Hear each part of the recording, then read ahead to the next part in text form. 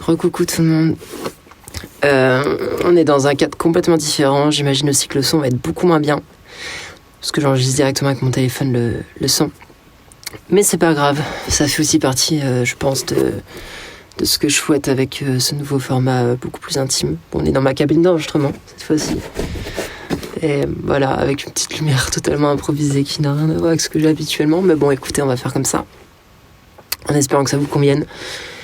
J'avais envie de vous faire aujourd'hui une vidéo pour parler de quelque chose dont j'ai pas parlé sur les dernières vidéos de fragments intimes, qui était l'évolution professionnelle.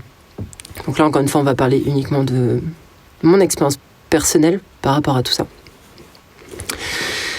Ça fait partie des points les plus négatifs que j'ai pu vivre par rapport à ma transition. Le milieu professionnel. Moi, de ce que je faisais quand j'ai commencé à transitionner, du coup, j'étais ingénieure son et directrice artistique en indépendante, en auto-entreprise. Ça faisait 5 ans, entre 5 et 6 ans que je faisais ça. J'avais une très bonne carrière là-dedans, à savoir que ça faisait beaucoup plus longtemps que je faisais de la musique, mais ça faisait ce temps-là que j'avais lancé mon propre studio d'enregistrement, que je m'occupais de la production d'autres artistes. J'ai été très talentueuse dans ce que je faisais, j'ai été extrêmement reconnue. J'ai pour l'habitude de travailler extrêmement rapidement. En plus de ça, je me suis occupée de moi avant et je suis une artiste avant tout, ce qui fait que j'avais une vision de l'ingénierie son qui était assez différente de ce qu'on pouvait trouver ailleurs. En plus de ça, j'avais des tarifs assez attractifs et une vitesse surtout d'action qui était assez phénoménale pour toutes les personnes qui venaient. J'ai eu une fiche client de 500-600 personnes. Ce qui, là où j'habite localement, c'est absolument énorme. J'ai touché vraiment énormément de personnes. J'ai travaillé avec tous les plus gros artistes d'ici. J'ai lancé des grosses carrières. J'ai été certifié disque d'or, disque de platine. Enfin bon, j'ai vraiment fait tout ce qui... j'ai vraiment fait mes preuves, quoi, en fait, dans ce milieu, tout simplement. Et j'avais plus grand chose en fait à prouver entre guillemets. Mais quand j'ai fait ma transition, alors moi c'est quelque chose que j'avais remarqué, la plupart des gens qui viennent enregistrer ici sont des rappeurs. Enfin qui venaient enregistrer ici ont été des rappeurs parce qu'il n'y a plus que ces personnes-là qui viennent enregistrer en studio majoritairement. Les groupes de musique, ça demande beaucoup plus de temps, d'investissement et d'argent pour le faire, donc c'est beaucoup plus compliqué. Donc moi je me suis vraiment concentrée sur l'enregistrement de la voix et les productions de musique, d'instrumental assisté par ordinateur. D'où le fait que j'ai cette petite cabine au final qui sert uniquement à enregistrer les voix. Et quand j'ai lancé en fait mon studio au tout début, le bouche à oreille a très bien fonctionné, c'est-à-dire que j'ai fait très peu de promotion et ça a pris tout seul par le bouche à oreille. Et j'ai très bien vu que c'était un milieu qui marchait énormément en bouche à oreille, surtout en local comme ça. Et le bouche à oreille a fait des dégâts à cette période-là. Bon, il y a d'autres raisons qui fait que ça a été aussi catastrophique à cette période-là, mais ce qui est vraiment venu enfoncer définitivement le clou dans ma chute en enfer de ce côté-là professionnellement, ça a été ma transition. Alors pendant longtemps, professionnellement, j'avais refusé en fait de m'annoncer aux clients comme une personne trans, parce que je voulais justement éviter au maximum la catastrophe, parce que je sais que c'est un milieu qui est quand même assez difficile, même si je le faisais confiance. C'est un milieu que j'ai vraiment appris à aimer et que je chéris profondément. Et je le pensais apte clairement à comprendre et à ce qu'il n'y ait pas de retombées spécifiques concernant ma transidentité. Mais je crois que je l'ai un peu surestimé parce que très rapidement il y a eu du bouche à oreille. Donc moi je recevais les clients en boy mode. Je parlais pas de ma transidentité, je faisais absolument pas chier sur le mégenrage. Enfin je n'en parlais pas du tout quoi. C'est-à-dire que si tu le savais pas d'ailleurs que moi, tu ne pouvais pas savoir que j'étais une personne trans quand je travaillais quoi. La seule chose qui pouvait être visible c'était le fait que ma barbe est disparue et puis petit à petit voir ma peau mieux se définir, etc. et tout quoi. Mais bon, concrètement, ça, la plupart des clients n'ont jamais capté. Mais j'ai fait une annonce forcément sur Facebook à un moment donné, donc sur mon Facebook personnel. C'est parti de là, je pense, le bouche à oreille. J'avais quelques clients sur mon Facebook et puis ça a parlé, ça a fait du bouche à oreille et les clients ont tout simplement décidé de ne plus venir d'aller ailleurs, quoi. Ce qui est compliqué, c'est que j'aurai jamais de certitude concernant le fait que ce soit ma transidentité, parce que forcément, les gens ne sont pas venus m'en parler. Il y a une facilité monstre à juste simplement ne pas revenir et aller ailleurs, quoi, tout simplement. Donc j'aurai jamais de certitude. J'ai pas mal de gens qui me disent ouais, mais t'es sûr que c'est ça? Non, je suis pas sûr, je peux pas être sûr. Par contre, je remarque quand même que il y a une cohérence énorme, quoi, entre le moment où j'ai commencé à transitionner et le fait que j'ai perdu 80% de mes clients. Donc très très compliqué ce côté-là. J'ai pas eu de violence directe, alors que c'est un milieu qui est extrêmement transphobe. Donc ça, tant mieux. J'ai quand même des clients qui en ont eu rien à foutre et qui connaissent parfaitement mes valeurs et qui me savent très bien que je fais partie des meilleurs dans mon milieu localement. Et qui n'ont absolument pas voulu me quitter et qui viennent toujours encore aujourd'hui, même si j'enregistre presque plus. Mais à côté de ça, la plupart des gens, du jour au lendemain, on switch, quoi. On switch, alors que j'ai réinvesti de ouf dans le studio, j'ai réinvesti dans du matériel, j'ai eu de nouvelles certifications depuis, bref, il y a eu beaucoup de choses qui sont arrivées et qui sont positives par rapport à tout ça, mais à contrario, alors que mon entreprise faisait ça, les clients ils ont fait ça, quoi. Donc pile au moment de ma transition. Donc je pense qu'il faut pas être Einstein pour faire le lien. D'autant plus quand on connaît la tendance transphobe du milieu. Bon, voilà. Après, j'aurais pu me prendre des violences. Dans la finalité, les gens ont juste préféré simplement ne plus venir et point. Mais j'ai la sensation aussi que ça fait partie d'une forme de violence, quoi, parce que derrière moi, je suis ultra compétente. Ça fait 12 ans que je suis dans le milieu. J'ai largement fait mes preuves, j'avais plus rien à prouver à personne. J'ai tout qui est là, qui tourne depuis des années, très bien même. Enfin, ouais, c'est triste de voir ça, quoi. C'est triste de voir son entreprise complètement dégringolée. Moi, j'en suis à un stade où je ne peux plus du tout vivre de ça, quoi. Je suis retourné au RSA, là. Et je dois même me battre concernant le RSA. J'avais encore un rendez-vous aujourd'hui au RSA pour certifier de pourquoi je demande le RSA alors que je suis encore en micro-entreprise et que je cherche pas à être salarié, quoi. Je cherche juste à redévelopper, entre guillemets, mon entreprise. Donc, je suis obligée de faire un changement complet professionnel, de me tourner plus vers de la formation et de me reproduire moi en tant qu'artiste parce que je peux plus investir sur les autres puisque les autres n'ont pas l'intelligence de faire la part des choses.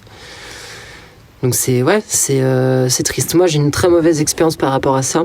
C'est vraiment le point le plus négatif et le plus sombre en fait de ma transidentité. Ça a été vraiment le milieu professionnel, quoi. Donc je sais qu'il y a plein de milieux professionnels pour lesquels ce n'est pas le cas, ce ne serait pas le cas. Moi, c'est un milieu qui est très spécifique malgré tout. On est quand même sur quelque chose de très volatile de base. On parle d'art, on parle de musique, on parle de production. En plus, je suis dans un milieu technique. Je suis largement remplaçable, entre guillemets, même si mes compétences ne le seront jamais. Et ça, c'est ce que les gens n'ont pas compris. Mais bon, tant pis, ma sensibilité non plus, parce que j'apportais plus qu'au final de l'ingénierie son. J'apportais vraiment une vision de la direction artistique, de la composition, de l'arrangement. Enfin, je faisais beaucoup de choses qu'un ingénieur son de base n'est pas du tout censé faire. Bon, écoutez, les artistes n'ont pas compris, tant pis. Moi, je le prends aujourd'hui de cette manière-là, je me dis tant pis pour eux. Au final, en réalité, c'est eux qui perdent. Ils perdent mes compétences, ils perdent mes années d'expérience, ils perdent... J'ai été vraiment sur des projets, il y a des noms que je peux pas dire, mais j'ai vraiment bossé avec le meilleur de l'industrie du rap français, quoi. Et moi, je trouve ça ironique, quand on connaît mon parcours, qu'on a mon CV entre les mains, de voir tous ces gens-là partir pour cette raison. C'est débile. C'est profondément débile, quoi. C'est bon. Mais c'est ainsi, écoutez. Et ouais. Là, c'est vraiment juste un retour d'expérience, parce que comme dit, je pense pas que c'est un cas qui peut vraiment s'appliquer à beaucoup de gens. En entreprise, c'est pas du tout censé arriver parce que ça rentre typiquement dans la discrimination. Pour tout ce qui est de taffer à distance, ce genre de choses, normalement c'est pas du tout non plus censé arriver, quoi. La plupart des milieux sont pas aussi transphobes que celui-ci, donc bon voilà. C'est vrai que là c'est un milieu qui est quand même vraiment propice à ce que tout puisse être dégagé du jour au lendemain comme ça, puisque les clients au final n'ont rien à faire, ils ont juste à aller voir ailleurs, quoi. Donc c'est c'est très propice à ce que ce genre de choses arrive, donc c'est un cas extrêmement spécifique, mais étant donné, puisqu'on est là pour parler au final un peu plus d'un retour intime, bah voilà, on parle d'un retour intime concernant mon expérience. Donc c'est vrai que moi j'en veux pas spécifiquement, je peux que lâcher prise, je peux que accepter ce qui se passe, ce qui arrive. Je le vois aussi quelque part comme quelque chose de positif parce que ça me ramène, entre guillemets, à devoir réinvestir sur ma propre personne. Et je me dis que je préfère encore investir sur moi-même parce que derrière, ce qui en découlera ne dépendra que de moi, ne dépendra plus des autres. Mais ça m'a dégoûté du milieu. Je dois l'avouer, ça m'a dégoûté du milieu. J'ai plus envie d'enregistrer. J'ai encore quelques artistes qui veulent venir enregistrer. Je traîne des pieds. Ça fait un moment que je réponds plus, même aux nouveaux clients qui viennent me contacter et tout, parce que je sais pas, ça a brisé quelque chose en moi, ça a brisé une forme de passion. Déjà que c'était compliqué parce que ça devenait de plus en plus mécanique et de moins en moins artistique. J'avais déjà de plus en plus de mal par rapport à ça, mais là, je faisais ce métier principalement pour me lier humainement et artistiquement aux gens. Ça m'en détache encore plus et c'est en fait il y a une transition aussi professionnelle qui s'impose, quoi. Donc je suis obligé davantage, voilà, comme dit, de revoir complètement mon métier, de reconstruire mon métier, de repartir du coup sur la production de ma propre personne, ce qui m'apporte très peu d'argent, puisque le développement de ma propre carrière musicale, je suis obligé de la refaire de zéro. Et puis voilà, donc j'essaie aussi de réfléchir à des choses que je peux faire à côté. Je réfléchis à faire de la formation. Mais ouais, ça ne devrait pas. Une transition de genre ne devrait pas venir s'imposer sur ce terrain-là. Je pense que les gens devraient profondément faire la part des choses là-dessus. Ça ne veut rien dire sur les compétences. Quand vous venez professionnellement pour voir quelqu'un, c'est pour ses compétences et pour rien d'autre, quoi.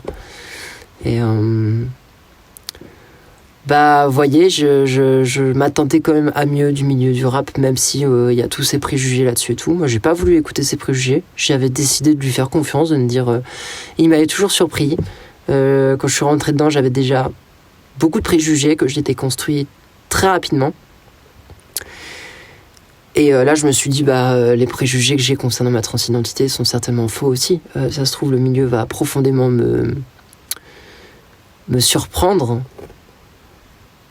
Il m'a surpris, mais dans l'autre sens, quoi. Il m'a surpris dans le fait que il est moins évolué que ce que je pensais. Et je trouve ça malheureux. Je trouve ça très malheureux. Bon écoutez, voilà, je sais pas trop quoi vous dire de plus concernant ça. Il y aura certainement d'autres vidéos. Au final, je trouve que c'est pas mal de faire ça ici. Je sais pas du tout ce que ça rendra à l'image. Mais le son peut peut-être être bien ici, malgré le fait que ce soit sur téléphone, parce que vu qu'on est dans ma cabine d'enregistrement, la sonorisation est parfaite. Vous me direz si ça vous dérange, cette qualité sonore. Si jamais ça vous dérange pas, c'est quelque chose que je pourrais refaire peut-être dans d'autres lieux, type je vais souvent dans mon jardin en ce moment et c'est vrai que j'aimerais bien vous faire des vidéos aussi dans mon jardin parce que je le trouve très chou et j'aime beaucoup son ambiance très chill. Et je pense que ça peut parfaitement se prêter à ce format un peu plus intime. Voilà, je vous fais des gros bisous.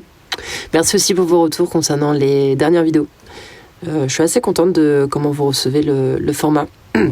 N'hésitez surtout pas à partager vos propres expériences. Je lis la majorité de vos commentaires, même si je réponds pas forcément, je lis tout. Voilà. N'hésitez pas aussi à me donner absolument si vous avez des idées de sujets que vous voudriez que j'aborde. J'arrête pas de le dire, mais personne ne le fait, sauf qu'on ne le demande pas, ce qui est très marrant.